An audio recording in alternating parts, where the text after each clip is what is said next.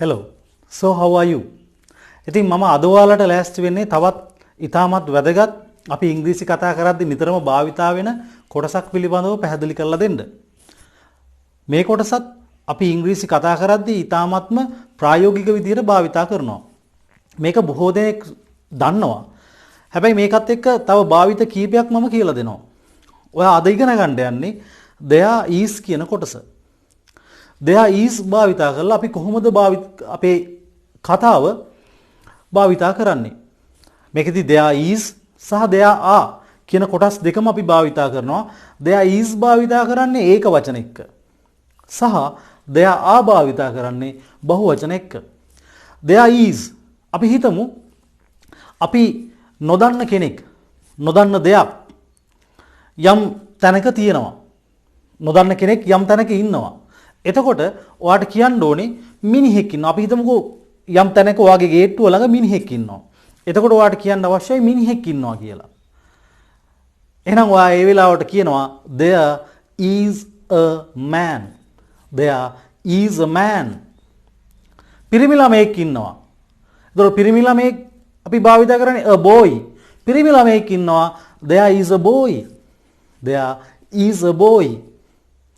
එතකොට අපි මෙයාව පුද්ගලිකව හඳුනන්න නැති වෙන්න පුළුවන්, කලින් දැකලා නැති වෙන්න පුළුවන්.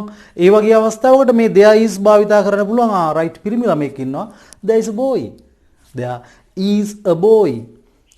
එතකොට පිරිමි ළමයින් ගොඩක් ඉන්නවා නම් අපි කොහොමද අපේ අදහස කියන්නේ? එහෙනම් අර there is තිබ්බ තැනට there are. there are. එතකොට භාවිතා වෙන්නේ there are boys. boy කියන වචනේ boys වෙනවා. එහෙනම් ගෑනු ළමයෙක් ඉන්නවා.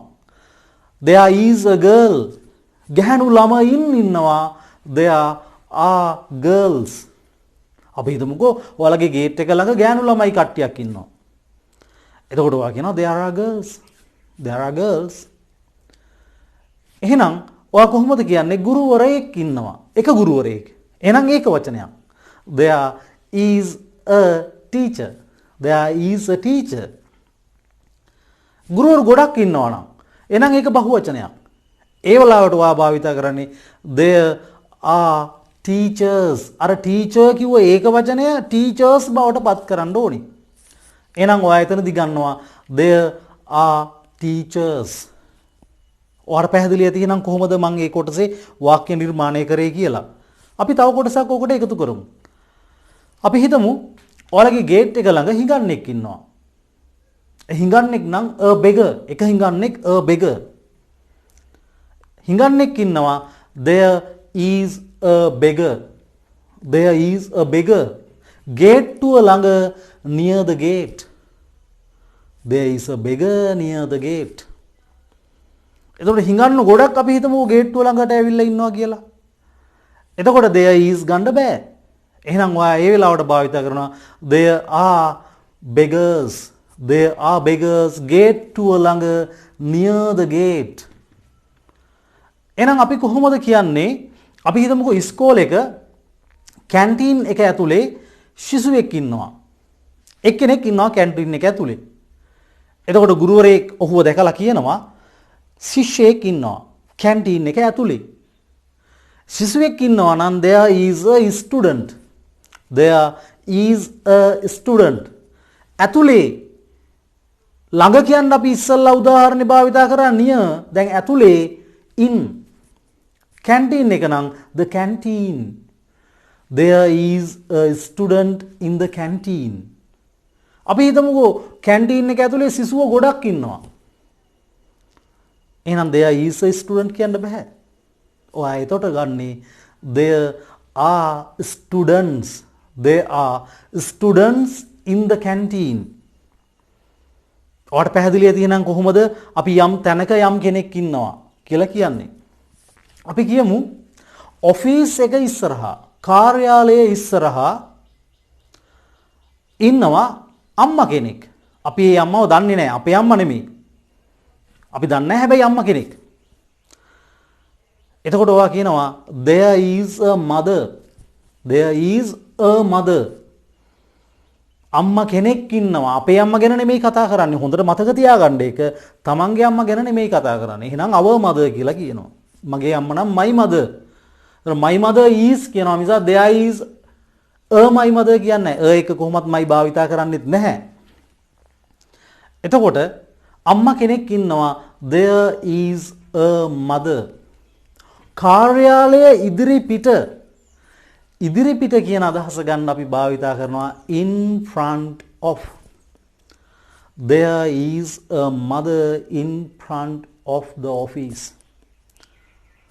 අපි හිතමුකෝ අම්මලා ගොඩක් කාර්යාලයේ ඉදිරියට ඇවිල්ලා ඉන්නවා. එතකොට there is a mother කියන්න බෑ.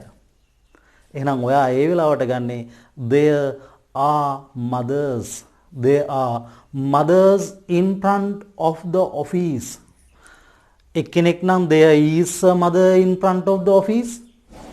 ගොඩක් නම් there are mothers in front of the office. ඔයාලට පැහැදිලි ඇති එහෙනම් මේ there is සහ there are භාවිතා කරේ කොහොමද කියලා. අපි හිතමු අපිට ඔය there is භාවිතා කරලා ප්‍රශ්නයක් අහන්න ඕනේ. එහෙම නැත්නම් there are භාවිතා කරලා ප්‍රශ්නයක් අහන්න ඕනේ. අපි කොහොමද ප්‍රශ්නයක් අහන්නේ? දැන් අපි උදාහරණයක් විදිහට ගත්තා පිරිමි ළමයෙක් ඉන්නවා there is a boy. පිරිමි ළමයෙක් ඉන්නවද? ඒක ප්‍රශ්නයක්. එහෙනම් අර there is කියන එකේ මැද තිබුණා is කියන වචනේ. is කියන වචනේ තිබුණා. ඒ is කියන වචනේ වාක්‍යයේ මුලට ගන්නවා. එහෙනම් is there a boy? Is there a boy? ගැහණු ළමයෙක් ඉන්නවද? Is there a girl? අන්නේ විදිහට අපි ප්‍රශ්නයක් හදනවා.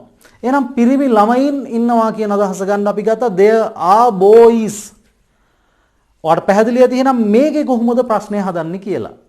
ඒකෙදි අපි කරන්නේ අර ආ කියන වචනේ මුලට ගන්නවා. එහෙනම් there are boys කියන එකේ are there boys? Are there boys? අපි හිතමුකෝ ඉස්කෝලේ ගුරුවරයෙක් අහනවා මේ බොයිස්ලා හැම ඉන්නවද කැන්ටින් එකේ? Are there boys in the canteen? අවේලාවේ කැන්ටින් එකට යන්න ටිකක් දෙන්නේ නැහැ ඉස්කෝලේ. එතකොට කියන්න පුළුවන් are there boys in the canteen? Are there boys in the canteen? Are there girls in the canteen?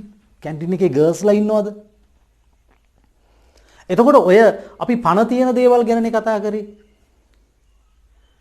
අපි කොහොමද එහෙනම් පණ නැති දේවල් ගැන කතා කරන්නේ? අපි හිතමුකෝ ඔයාගේ නොවන පසුම්බියක් පර්ස් එකක් තියෙනවා පාරේ. එතකොට ඔයාට කියන්න පර්ස් එකක් තියෙනවා. පර්ස් එකක් තියෙනවා. There is a purse.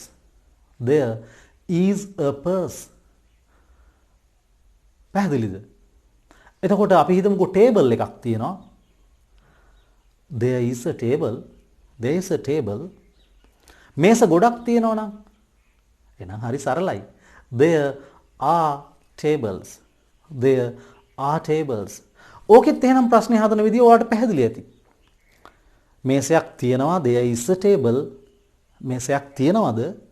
Is there a table? අර is කියන වචනේ මුලට ගත්තා. එහෙනම් මේස තියෙනවද?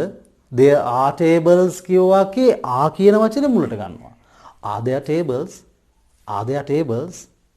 පුටු තියනවද? Are there chairs? සල්ලි තියනවද?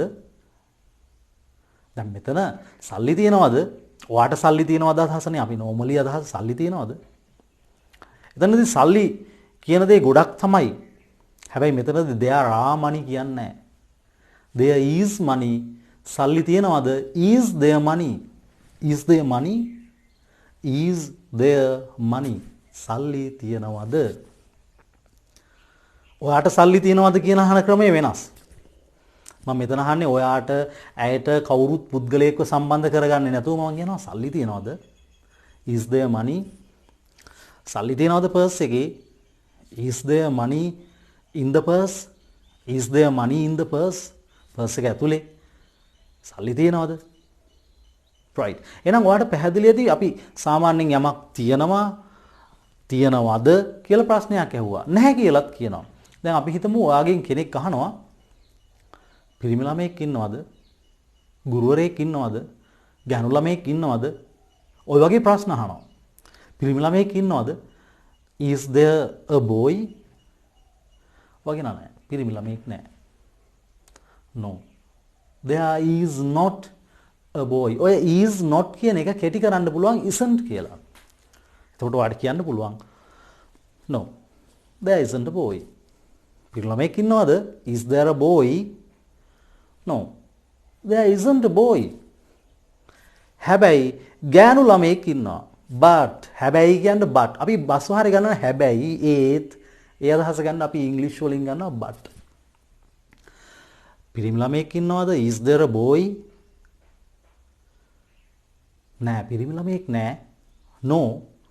There isn't a boy but there is a girl. නමුත් ගෑනු ළමෙක් ඉන්නවා. ඉතින් ඔතනදී මම අර ක්‍රම තුනක්ම කියලා දුන්නා. දැන් පිරිමි ළමෙක් ඉන්නවද ඒක ප්‍රශ්නයක්. Is there a boy? ඊට පස්සේ ඒකට උත්තර දෙන්න කියනවා no. There isn't a boy. ඒක නැහැ කියන අදහස. No. There isn't a boy. නෑ පිරිමි ළමෙක් නෑ. but ඒත් නමුත් ගැහැණු ළමෙක් ඉන්නවා. There is a girl. ඒක ඇත කියන අදහස පොසිටිව් අයිඩියා එකක් දෙනවා කිය. රයිට් අපි බලමු තවත් ඔය වගේ උදාහරණයක්. වෛද්‍යවරයෙක් ඉන්නවද?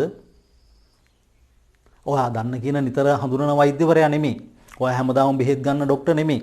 අපි හිතමුකෝ කෙනෙක් හදිසි අසනීප වුණා ළඟ තියෙන කොහේ හෝ රෝහලකට අරන් ගියා. එතකොට ඔයා එතන ඉන්න කෙනකින් අහනවා ડોක්ටර් කෙනෙක් ඉන්නවද? වෛද්‍යවරයෙක් ඉන්නවද?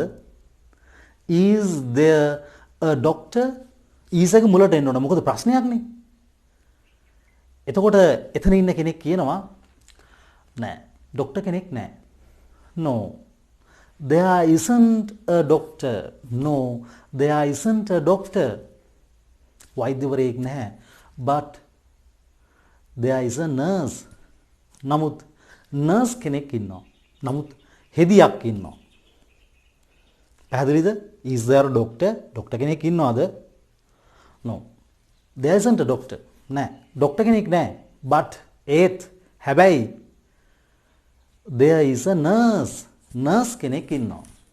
ඉතින් ඕක අපේ එදිනදා ජීවිතේට ගොඩක්ම ප්‍රායෝගිකව අපිට භාවිතා කරන්න පුළුවන් අවස්ථාවක්. මම හිතනවා මේකත් එක්ක ඔයාගේ මේ ඔය ඉංග්‍රීසි කතා කරන එක ලොකු වෙනසකට පරිවර්තනය වෙයි කියලා. අපි මේකෙන් බහුවචනයක් අරගෙන බලමු. ඔයාට අහන්න ඕනේ ගුරුවරු ඉන්නවද? Are there teachers? අපි හිතමුකෝ ගුරුවරු ඉන්නවද ස්ටාෆ් රූම් එක ඇතුලේ? Are there teachers in the staff room? Are there teachers in the staff room? එතකොට ඒකට පිළිතුරු දෙන කෙනා කියනවා නෑ ස්ටාෆ් රූම් එකේ ඇතුලේ ගුරුවරු නෑ. No. There aren't teachers in the staff room. But හැබැයි ප්‍රිපෙක්ට්ස්ලා ටිකක් නම් ඉන්නවා ස්ටාෆ් රූම් එක ඇතුලේ. ප්‍රිපෙක්ට්ස්ලා ටිකක් ස්ටාෆ් රූම් එක ඇතුලට ගිහලා මොන හරි වැඩකට. But there are prefects. There are prefects in the staff room. Are there teachers in the staff room? No.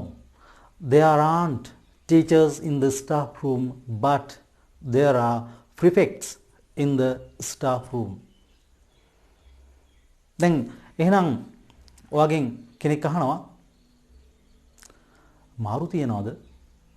Bus එකේ එහෙම යන්න ඕන වෙලාවට අහනවා නේ මාරු තියනවද? මාරු? What's මාරු? Is there change? Is there change? නෑ මාරු නෑ අනේ. No. There isn't change. අනේ dear. No, there isn't change dear. නෑ මාරු නෑ අනේ. ඔය විදිහට අපිට ගන්න පුළුවන්. මේ දේවල් අපේ ඉංග්‍රීසි භාෂාව ලස්සන කරන්න, හැඩ කරන්න, ඒ වගේම ඒ කතාව දියුණු කරන්න ඉතාමත්ම වැදගත්. ඔයාලා නිතර මේවත් එක්ක ඔයාගේ ලැන්ග්වේජ් එක හදාගෙන හොඳට මොටිවේට් වෙන්න. නෙගටිව් මයින්ඩඩ් වෙන්න එපා. ඉංග්‍රීසි වැරදි හරි කතා කරන්න. පුළුවන් දේ මම උගන්වන දේ වැරදි හරි කතා කරන්න. ගැටලුවක් තිබුණොත් මගෙන් අහන්න. මම ඔයාලට මගේ ෆුලස්ට් සපෝට් එක දෙනවා. උපරිම සපෝට් එක දෙනවා. රයිට්. ඔයාලට පොඩි දැනුම් දීමක් කරන්න තියෙනවා මෙතනදී. ඒත් එකම ඒ මගේ මේ ඔන්ලයින් කෝසස් සම්බන්ධයෙන් ඔන්ලයින් කෝසස් දැනටමත් කෝසස් කීපයක් යනවා. ඔයා වැඩිහිටියෙක් නම් එහෙම නැත්නම් උසස් පෙළ ඉවර දරුවෙක් නම් විශ්වවිද්‍යාල අධ්‍යාපනය ඉවර කරපු කෙනෙක් නම් එහෙම නැත්නම් තාම විශ්වවිද්‍යාල අධ්‍යාපනය කරනවා නම් වෙනත් ඕනෑම ශාස්ත්‍රයක රැකියාවක් කරන කෙනෙක් නම් ඔයාලට මගේ ඔන්ලයින් ක්ලාසස් තියෙනවා. ඒත් එක්කම ඔයාගේ සහෝදරයෙක් සහෝදරියෙක් ඉස්කෝලේ යන වයසේ ඉන්නවා නම් ඒ කියන්නේ grade 6 වලින් above 6 වසරේ ඉඳලා ඉහළට ඉන්න කෙනෙක් ඉන්නවා නම් මගේ ඔන්ලයින් ක්ලාසස් වලට සම්බන්ධ වෙන්න පුළුවන්. මේකෙදී මම මෙතන මගේ නම්බර් එක දානවා, contact number එක දානවා. ඔයාලට පුළුවන් ඒ සම්බන්ධයෙන් මට කෝල් කරලා විස්තර අහන්න. වැඩිහිටියෙක් නම් එයාලට තියෙන කෝසස් මොනවාද? රස්සාවක් කරන කෙනෙක් නම් එයාලට තියෙන කෝසස් මොනවාද? ඔන්ලයින් ඉගෙන ගන්න. ඒත් එකම උසස් පෙළ කරපු දරුවෙක් නම් විශ්වවිද්‍යාලයේ අධ්‍යාපනය මේ වෙනකුණුත් නිරත වෙන. එහෙම නැත්නම් විශ්වවිද්‍යාලයේ අධ්‍යාපනය නිම කරපු කෙනෙක් නම් එයාලට වෙනම ෆුල් ටයිම් කෝසස් තියෙනවා. මාස දෙකකින් කිසි ගැටලුවක් නැහැ ස්පෝකන් ඉංග්‍රීසි ගොඩ දා ගන්න පුළුවන්. මාස දෙකක කෝස් එකක් එයාලට තියෙනවා. ඒතර ජොබ් කරන අයට නයිට් කෝසස් තියෙනවා. ඒත් එකම ඉස්කෝලේ යන දරුවන්ට හවස් වරුවේ ඉංග්‍රීසි පාඨමාලා තියෙනවා. ඉතින් ඔය කැමති පාඨමාලාවකට ජොයින් වෙන්න පුළුවන්. රයිට්. අපි කතා කර හිටියේ there is සහ there are සම්බන්ධයෙන්. අපි බලමු තවත් උදාහරණ කීපයක් හදලා. අපි මෙතනදී ගමු පණ නැති දෙයක් ගැන. පණ නැති දෙයක්. ඔයාලට අහන්න ඕනේ පොත් තියනවද? අභ්‍යාස පොත් තියනවද? Are there exercise books? නෑ. exercise books නෑ. No. There aren't exercise books. හැබැයි චිත්‍රපොත් නම් තියෙනවා. But there are drawing books. But there are drawing books. නිල් පෑන් තියනවද? නිල් පාට පෑන් තියනවද? ප්‍රශ්නයක් නේ අහන්නේ. එහෙනම් මොකද්ද කරන්නේ ප්‍රශ්නයක් අහද්දී? ආ කියන වචනේ මුලට ගන්නවා. Are there blue pens? නෑනේ. නිල් පෑන් නෑනේ. No dear. No. There aren't blue pens. හැබැයි කළු පෑන් තියෙනවා. හැබැයි but එහෙම නැත්නම් ඒත් but there are black pens. පැහැදිලිද කොහොමද අහන්නේ කියලා? Are there blue pens? No. There aren't blue pens, but there are black pens. කොහොමද? ඔයාලට පැහැදිලිද මේ උදාහරණ ටික? මේක ඇත්තටම මම මේ නිකන් ඔහේ කියනවා නෙමෙයි. ඇත්තටම මේ දේවල් තමයි ඉංග්‍රීසි කතා කරද්දී අපි ඉම්ප්‍රූව් කරගන්න ඕනි. මේ දේවල් වලට පුළුවන් මම ඔයාට අර උගන්වලා තියෙන ප්‍රේසස් දාන්න. දාලා මේක ලස්සන කරන්න. ඔයා කේක් එකක් හදනවා. ඒ කේක් එකට දාන අයිසින් තමයි අර ප්‍රේසස් කියන්නේ. කේක් එක ලස්සන කරනවා. හැඩ කරනවා. පැහැදිලිද? right. අපි බලමු තව උදාහරණයක් හදලා. ඔයාට කියන්න ඕනේ ෆෝන් එකක් තියනවද? ස්මාර්ට් ෆෝන් එකක් තියනවද? එකක්නේ. එහෙනම් there is. හැබැයි ප්‍රශ්නයක් නේ අහන්නේ. is there. එහෙනම් is එක මුලට එනවා. is there a smartphone? ඔය ගන්නවා එකක් කියනවා. is there a smartphone? නෑ. smartphone එකක් නෑ. no. There isn't a smartphone. හැබැයි laptop එකක් නම් තියෙනවා. But there is a laptop. Is there a smartphone? No. There isn't a smartphone. But there is a laptop. නමුත් laptop එකක් තියෙනවා. right. ඉතින් මේකත් එක්ක මම හිතනවා ගොඩක් දේවල් ඔයාගේ ඔළුවට දාගන්න ඇති කියලා. මේ සම්බන්ධයෙන් තව කොටස් කීපයක් තියෙනවා. ඉදිරියේ තියෙන වීඩියෝ වල මම මේක තවත් විස්තරාත්මකව ඔයාලට පැහැදිලි කරනවා. නැත්නම් අපේ වීඩියෝ එක ගොඩ දිග වෙනවා. සමහරට එතකොට ඔයාලට බෝරින් වෙන්නත් පුළුවන්. හැබැයි ඔයා නිතර මේ දේවල් පුහුණු වෙන්න. මේකත් එක්ක ඔයාගේ ඉංග්‍රීසි දැනුම වැඩි කරගෙන දවසක මාත් එක්ක ඉංග්‍රීසි වලින් කතා කරන්න.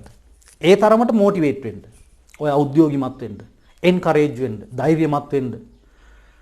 ඒක තමයි ඔයාට තියෙන හොඳම දේ. ඔයා තනියම හරි පුහුණු වෙන්න. ගෙදර පුහුණු වෙන්න කෙනෙක් නැති වෙන්න පුළුවන්, ඉංග්‍රීසි පුහුණු වෙන්න කෙනෙක් නැති වෙන්න පුළුවන්. කිසි ගැටලුවක් නැහැ. තනියම මේ දේවල් පුහුණු වෙන්න. ඒ හොඳින් පුහුණු වෙන්න. ඒ අතරේ ගැටලුවක් આવොත් මගෙන් අහන්න. මාත් එක්ක කතා කරද්දිත් වැරදි හරි try කරන්න ඉංග්‍රීසි වලින් කතා කරන්න. මම කිසිම දෙයක් කියන්නේ නැහැ මොනවත් ඔයා කතා කරද්දි වැරදුනා කියලා. ඔයා මගෙන් අහුවොත් සර් මම කතා කරපු තැන මොනවා හරි ගැටලු තියෙනවද? වැරදි තියෙනවද? මම ඒක පෙන්නලා දෙනවා. හැබැයි ඔයා try කරන්න මගෙන් මේ දේවල් අහන්න වැරදි හරි ඉංග්‍රීසි කතා කරන්න. ඔයාට පුළුවන් ඒක කරන්න. right. ඉතින් අපි තවත් මේ වගේ වීඩියෝ එකක් එක්ක හම්බෙමු. right. So goodbye.